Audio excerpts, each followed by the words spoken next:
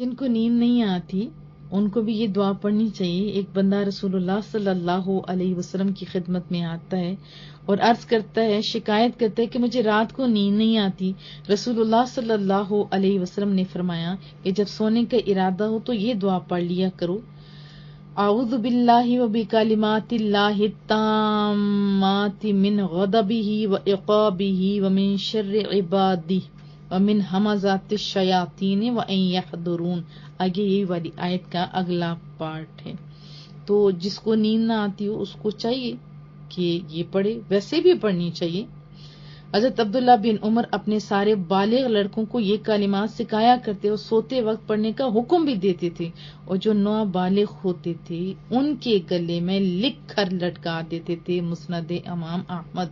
یہاں سے تو یہ بھی سند مل گئی کہ صحابہ کرام جنہوں نے توحید رسول اللہ سے سیکھی تھی، جن کے لیے سند قرآن کریم رضی اللہ ورضوا عنہ کی آئی ہیں، وہ تعویذ لکھ کے اپنے بچوں کے گلے میں ڈالا کرتے تھے۔ پھر اپنے حبیب کو اللہ نے یہ دعا سکھائی، کتنی سونی دعا ہے۔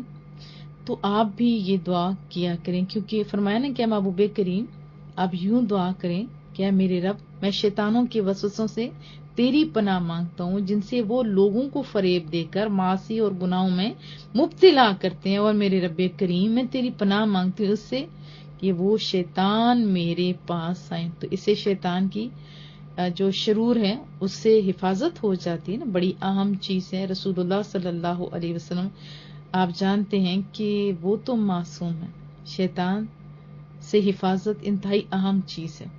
تو اس لیے آپ کو یہ دعا مانگنے کا حکم بھی ہے، اور ظاہر ہے بندے کو خود آتا ہو تو تبھی وہ آگے سکھا سکتا ہے نا۔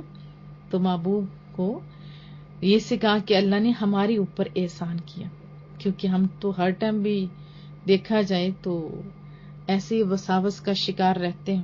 تو مجھے امید ہے کہ آپ خود بھی اس دعا کو یاد کریں گے، ویسے بھی، اور جن کو نیند نہیں آتی ان کو بھی، تو انشاءاللہ اس کے دورس نتائج آپ دیکھیں گے۔